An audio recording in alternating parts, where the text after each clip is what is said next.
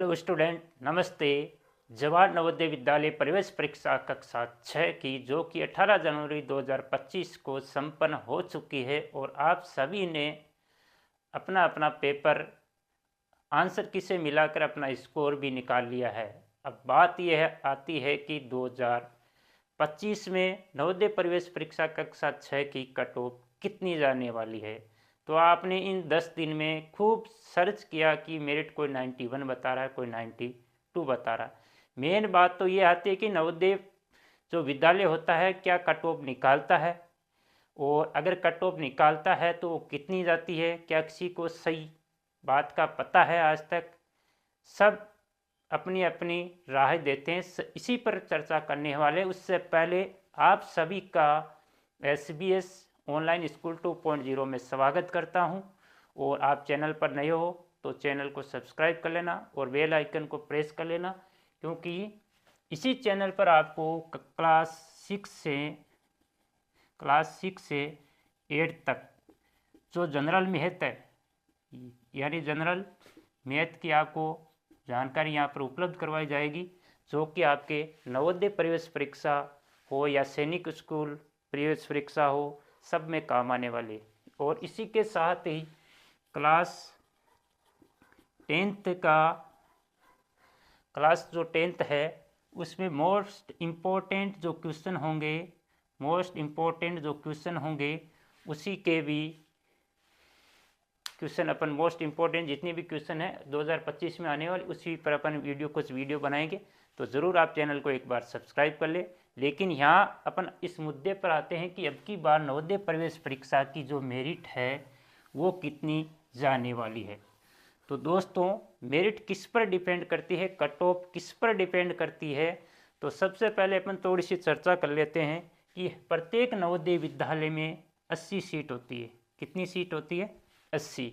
अब 80 सीटों में से अर्बन और रूरल दोनों अलग अलग हो जाएंगे। तो रूरल में आपको 75%, और अगर ग्रामीण की बात करें और अर्बन में 20% हो जाएगा। तो ग्रामीण में आपको 75% और शहरी में आपको 20% सीट मिलेगी। यानी आपको ग्रामीण क्षेत्र से आप बिलोंग करते हैं तो आपको 60 सीट मिलने वाली, और उससे करते हैं तो आपको यहाँ पर 25% होगा, और 25% अपन निकालेंगे तो 20 सीट ही आएगी। कुल मिला के रूरल से 60 कैंडिडेट सेलेक्ट किए जाएंगे, जबकि शहरी अर्बन से आपको ओनली 20 कैंडिडेट सेलेक्ट किए जाएंगे। तो सबसे बड़ा रीज़न यही आ जाता है कि जो शहरी कैंडिडेट है उसकी मेरिट हाई जाने के कारण यही है, क्योंकि उनकी सीट बहुत कम है।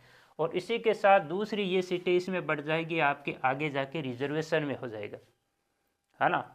तो आगे रिजर्वेशन में मान लो इसकी रिजर्वेशन आपको जनरल की सीटें अलग हो जाएगी, OBC की अलग हो जाएगी, SC की अलग हो जाएगी, ST की अलग हो जाएगी। तो ये सीटें इसमें बढ़ जाएगी। यही बढ़ने के बाद में आप ये गर्ल्स और बॉयज़ में बढ़ जाएगी। तो बॉयज़ की सीटें अलग हो जाएगी और फिर गर्ल्स की सीटें इसमें अलग हो जाएगी। तो और गर्ल्स बाई 1/3 यानी 1/3 सीटें गर्ल्स की मिलेगी। तो इसी प्रकार ये सीट भी इसमें डिवाइडेशन हो जाएगा, और फिर वो बॉयज़ और गर्ल्स में। तो इसलिए नवोदय विद्यालय प्रवेश परीक्षा 80 मात्र हर डिस्ट्रिक्ट की 80 सीटें होती है, वो कम भी हो सकती है। लेकिन यहाँ पर मेरिट हाई जाने का यही कारण है क्योंकि सीटों का सारे धीरे धीरे पहले तो हो जाता है रूरल और अर्बन में, उसके बाद में कैटेगरी वाइज में बॉयज़ और गर्ल्स। तो इस प्रकार सीटें जाते जाते धीरे धीरे स्टेप पर कम हो जाती है, जिसके कारण मेरिट हाई जाती है। तो अब मेरिट हो सकता है अलग अलग मेरिट तय कर रहे हैं, किसी कोई बता रहा है 92 तो कोई 93। तो मैं तो ये मानता हूँ कि नवोदय विद्यालय है जो कभी भी मेरिट डिक्लेयर नहीं करता है, वो सिर्फ सेलेक्टेड कैंडिडेट की लिस्ट निकालता है या उसी का रोल नंबर डालता है। कट ऑफ वगैरह आज तक मैंने नहीं देखी। अब हो सकता है कि 70 क्वेश्चन वाला, यहाँ क्वेश्चन की बात कर रहा हूँ मैं, 70 क्वेश्चन वाला का सिलेक्शन हो रहा है और किसी डिस्ट्रिक्ट में 75 वाला का सिलेक्शन नहीं हो रहा है, और किसी में 60 क्वेश्चन सही है तो उसी का सिलेक्शन हो रहा है। ये किस पर डिपेंड करता है, ये आपके डिस्ट्रिक्ट कौन सा है, डिस्ट्रिक्ट यानी आपका जिला कौन सा है, और दूसरी सबसे बड़ी बात आपका स्टेट यानी राज्य कौन सा है। इन सब बातों पर ये डिपेंड करती है, क्योंकि हर स्टेट और हर डिस्ट्रिक्ट की जो एजुकेशन का लेवल है वो अलग अलग है, और अलग अलग होने के कारण मेरिट भी अलग अलग जाती है। अगर मान लो एजुकेशन लेवल थोड़ा डाउन है तो वहाँ पर उसकी मेरिट कम जाएगी, अगर एजुकेशन लेवल ज़्यादा है तो वहाँ की मेरिट और ज़्यादा जाएगी। तो यही कारण रहता है कि अब जो लोग यूट्यूब पर वीडियो तो डाल देते हैं तो उसी को उसी एरिया का पता है, अब मेरे को महाराष्ट्र का पता थोड़ी उसकी मेरिट वहाँ कितनी जा रही है, वहाँ का एजुकेशन सिस्टम क्या है वो इतनी जानकारी नहीं है जो वहाँ का लोकल बंदा जानता है। इसलिए मेरिट में यही फर्क पड़ता है, कहीं पर मान लो 70% वाला का सिलेक्शन नहीं हो रहा है और कहीं पर 60% वाला का, यहाँ सॉरी क्वेश्चन लिखे मैंने तो परसेंटेज ले लो या क्वेश्चन ले लो, बात तो एक ही है। तो 70 वाले का सिलेक्शन नहीं हो रहा लेकिन 60 वाले का सिलेक्शन हो रहा है। और इसमें यह भी है कि दूसरे डिस्ट्रिक्ट का दूसरे डिस्ट्रिक्ट में अप्लाई कर नहीं सकता, इसलिए उसी डिस्ट्रिक्ट के रहते हैं। तो डिस्ट्रिक्ट का एजुकेशन लेवल कैसा है, शिक्षा का लेवल वहाँ पर कैसा है, शिक्षा का स्तर कैसा है, उस पर मेरिट नवोदय विद्यालय प्रवेश परीक्षा की मेरिट डिपेंड करती है। तो सब ने अलग अलग बताया। तो अब मैं इस बार की अगर चर्चा करें तो इस बार अगर पेपर को देखें तो पेपर पिछली बार की बजाय थोड़ा इजी था। तो दूसरा कारण आपका ये भी बन सकता है कि अब की बार मेरिट थोड़ी सी हाई जाए। तो इसलिए आप मैं अनुमानित अगर मानूं तो जिसके 70 क्वेश्चन राइट हो रहे हैं तो उसके 70 क्वेश्चन यानी एक क्वेश्चन आपका 1.25 का है, और इसको मल्टीप्लाई करेंगे यानी गुणा करेंगे तो यह आपका 87.5 यानी 87.5 अगर आपके है तो आप ज़रूर सेफ जोन में हो, आपका सिलेक्शन कन्फर्म है। अगर 70 से आपके अंदर है, कम हो रहे हैं, तो आपकी कैटेगरी क्या है उस पर डिपेंड करेगा, क्योंकि कैटेगरी हर कैटेगरी की अलग अलग मेरिट बनेगी। अगर SC ST है तो 70 से कम वालों का सिलेक्शन भी हो जाएगा।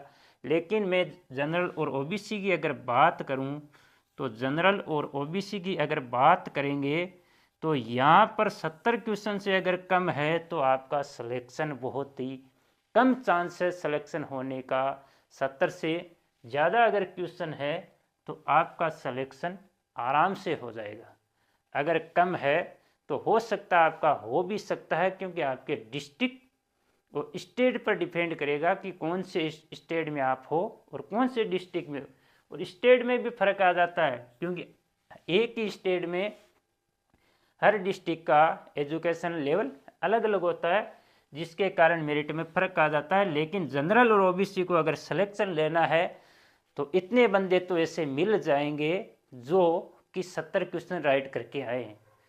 तो आपने नवोदय की तैयारी की, आपने मान लो आपके 55 यानी 55 क्वेश्चन सही हो रहे हैं तो कोई बात नहीं, 55 क्वेश्चन आपने तैयारी की और 55 या 80 क्वेश्चनों में से आपने 55 क्वेश्चन राइट किए, कुछ तो आपने सीखा, एग्ज़ाम देने का एक्सपीरियंस आपने लिया, आपको कोई लॉस यहाँ पर नहीं हुआ दोस्तों।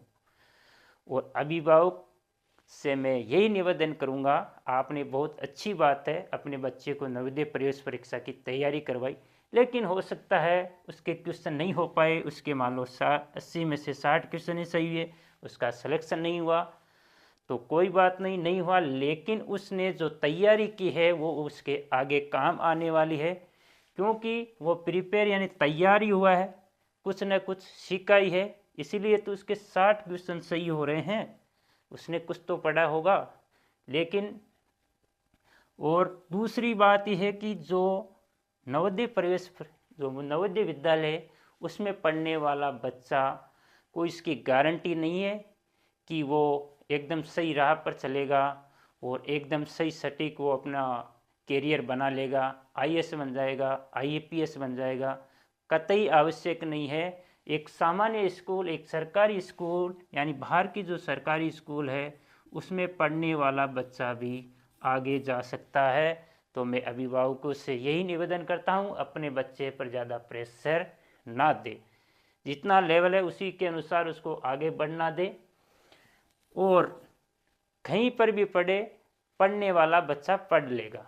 हाँ, नवोदय विद्यालय प्रवेश, तो नवोदय विद्यालय है उसका फ़ायदा ये है कि आप अगर आपके बच्चे का सिलेक्शन उसमें हो जाता है, तो मान लो कोई गरीब आदमी है तो उसको फीस वगैरह, ड्रेस वगैरह का खर्चा उसके बच जाएगा। ये सबसे बड़ा फायदा है। और नवोदय विद्यालय का निर्माण इसीलिए किया है कि ग्रामीण क्षेत्र से आने वाले जो गरीब छात्र है वो भी एजुकेशन यानी शिक्षा ग्रहण कर सके। इसी उद्देश्य से नवोदय विद्यालय प्रवेश परीक्षाएं आयोजित और विद्यालय खोले गए। तो आज के लिए इतना ही। और अब लास्ट में मैं आपको बताता हूं कि आपका स्कोर कितना बन रहा है, ज़रूर कमेंट के माध्यम से बताइए। और स्टेट कौन सा है, डिस्ट्रिक्ट कौन सा है, और आपके कितने नंबर बन रहे हैं, और ये कमेंट में करना, वीडियो को लाइक कर देना। और आज के लिए इतना ही। जय हिंद, जय भारत।